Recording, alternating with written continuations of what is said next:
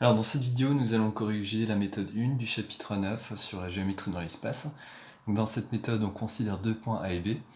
On veut, dans la première question, déterminer une représentation paramétrique de la droite AB. Et à la deuxième question, on cherche les coordonnées du point d'intersection de cette droite AB avec un plan. Donc commençons par déterminer une représentation paramétrique de la droite AB. Donc pour déterminer la représentation paramétrique d'une droite, il nous faut un vecteur directeur de cette droite et un point appartenant à cette droite. Donc un vecteur directeur est le vecteur AB, donc de coordonnées donc xb moins xa, yb moins ya, zb moins za. Donc ici on aura 1 moins 2, c'est-à-dire moins 1, on aura moins 3, c'est-à-dire moins 6, et on aura 2 moins 1, c'est-à-dire 3. Donc le vecteur AB dirige la droite AB, et comme point qui appartient à la droite AB, on peut par exemple prendre le point A. Donc le point A de coordonnées 2, 3, moins 1 appartient à la droite AB. Ainsi, on a une représentation paramétrique de la droite AB qui est donc la suivante.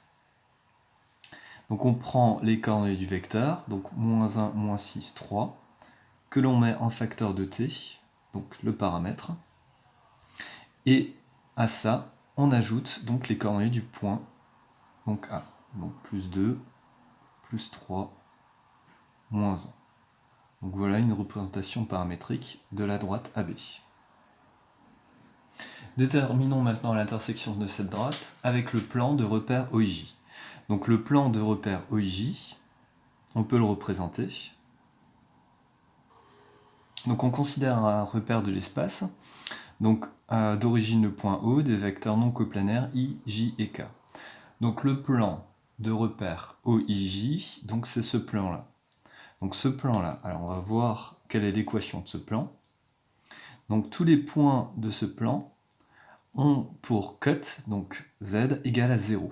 Donc le plan de repère OIJ a pour équation z égale 0. Donc le plan P de repère OIJ a pour équation z égale à 0, et maintenant on veut déterminer l'intersection de cette droite, donc AB, et de ce plan P. Donc on prend un point M de coordonnées x, y, z, on sait alors que x, y et z vont vérifier, donc tout d'abord qu'il existe un réel t tel que x soit égal à moins t plus 2, y égal à moins 6t plus 3, et z égal à 3t moins 1. Et de plus, comme M appartient à P, on sait qu'on aura z égale 0. Comme z vaut 0, on aura alors que 3t moins 1 vaut 0. Et donc z égale à 0, soit 3t moins 1 égale à 0, va nous donner la valeur de t. Donc 3t moins 1 égale 0, on aura t égale à 1 tiers, et on n'a plus qu'à remplacer t par 1 tiers dans les équations donnant x et y pour avoir donc du coup x et y. Donc on aura x égale à moins 1 tiers plus 2, en réduisant au même dénominateur on aura moins 1 tiers plus 6 tiers, donc 5 tiers pour x, et pour y on aura donc moins 6 tiers, c'est-à-dire moins 6 sur 3 c'est moins 2 plus 3, donc on aura 1 pour y, et donc z vaut 0.